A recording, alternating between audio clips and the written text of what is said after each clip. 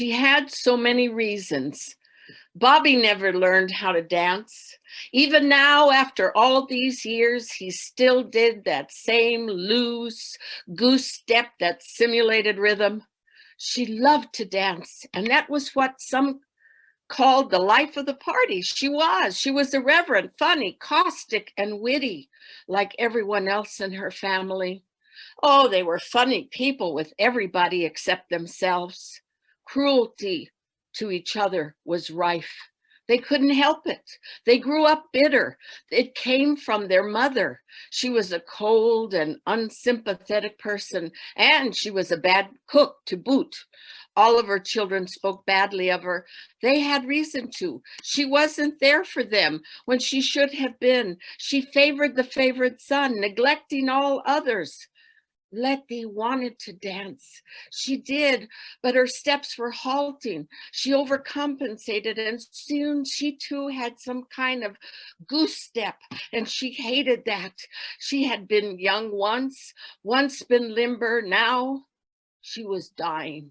Few people came to see her anymore. She was rail thin, emaciated beyond belief. She looked like a survivor from some terrible war. Someone who hadn't eaten in a long time. She couldn't eat. Everything became sour in her stomach, and what she had once loved became poison to her. No more red chile. No more ice cream. No more sodas. No more, no more. She ate soups now and oatmeal that was thinned out, or grits or atole. And there were reasons. It was too much of a struggle. Bobby never made a good living, and after they married, she couldn't work. There were her children, her mother, Adoracion. Mama became her life and her cross, and maybe her redemption. If Letty did go to heaven, which she doubted, it would be because that she had taken care of her mother for over 40 years, the lost years, the same number of years the Israelis wandered the desert looking for the promised land. Her bedroom was dark, and she wanted to call out, but her voice was weak. When had it disappeared? She used to tell jokes, had great stories, could have been a comedian. Yes, she was that funny. Now she had a mouth full of dust. Take me to the living room, she wanted to tell her daughter. All she could say now was nothing. All the sons had disappeared, and only a few daughters attended her now. The sons were all cowards. They couldn't stand to see her weighing 60 pounds, 60 pounds of blood and pus, 60 pounds of rage and ugliness. The nieces and nephews stayed away, and when she saw them, she insulted them and made them feel bad. Where have you been? Why haven't you come to see me? What do you see? A living skeleton? Go on, look at me. How does it feel to see a dead woman? How does that make you feel?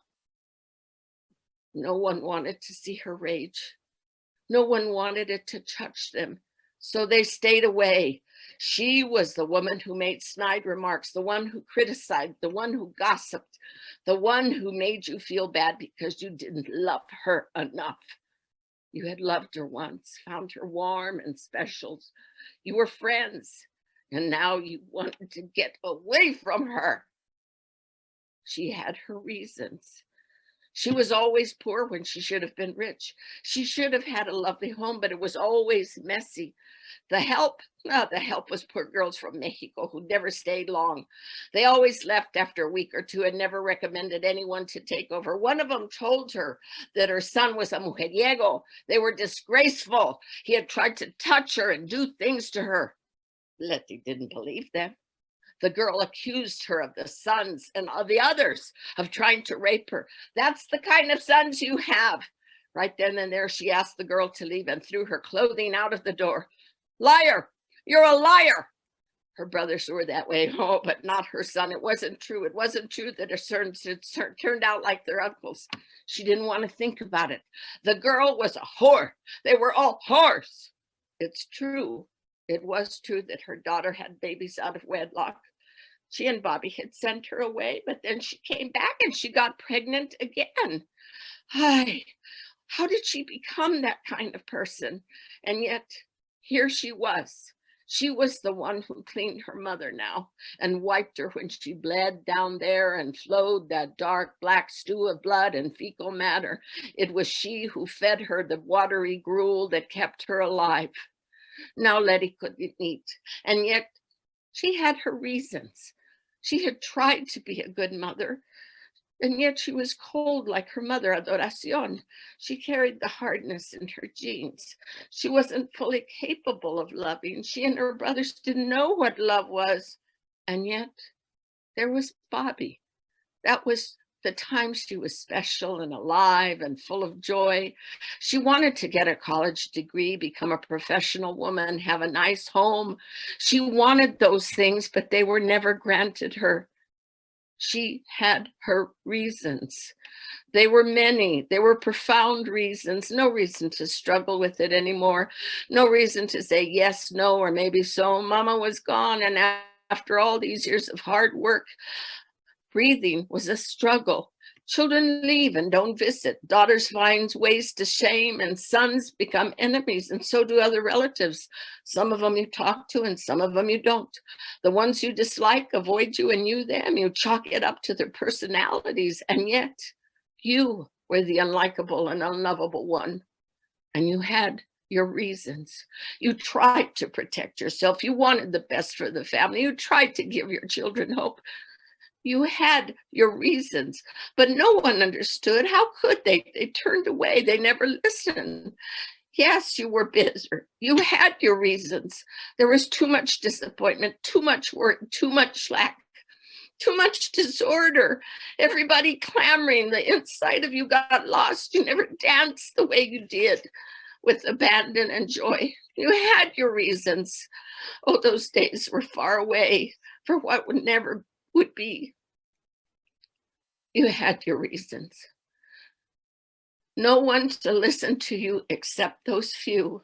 And even then, God disappeared. He stepped outside. He went out the back door and slammed it shut. He walked away down that damn little street and didn't look back. He declared bankruptcy and left you without a dime.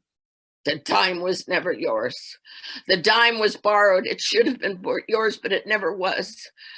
And all those children, they knew it. They lived a secondhand line. They were imposters, all of them faking it. You had your reasons, and they knew it. They had their reasons, and they knew why. It's a good thing you won't live to see. It would be disappointed. I wanted to say so many things to so many people, but when I spoke, I should have held back. And when I held back, I should have spoken.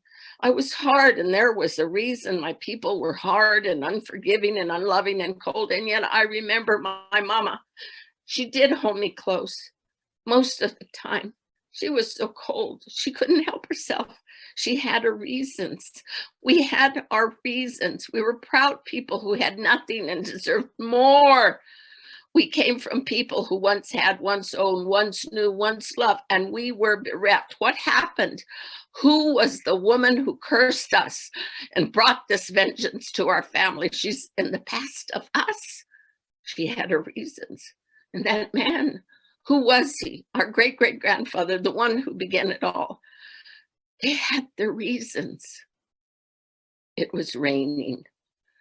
Letty could hear the drops inside and outside. It was late and she couldn't sleep. There was much to be reconciled. The dead wanted to talk to her and explain what they could. She tried to listen. They had so much to say, and one would think of an eternity of time they would have composed the words, but no, they had the reasons. The dead don't speak with their mouths. Their mouths are full of dust. They talk, but with their eyes. Other people come to inhabit the forms of those who once loved, tried to love. They appear and then disappear, and you never know when they're speaking truth and if they are the people they pretend to be. And after a while, you discern that person in front of you is not the person in front of you, but someone else. Evil. Evil has a way of masking. It's clever. It manipulates emotion. It takes advantage. It deceives, but you continue to outrun the darkness. And after a while, the door closes and the spirit tires and it goes away because it has been discovered to be a lie. It seems too late, or nearly today is the day. Today's the day. This is the moment. Listen. Listen, the dead come back to tell you their secrets. Sisters, brothers, why have you left me with your stories? Go on, I'm listening. Instead of horror, I feel pity. The story isn't the one I thought I would be telling. Within me moves a great sadness for your loss. I'm so sorry. I couldn't hear you. Not at that time. Not then.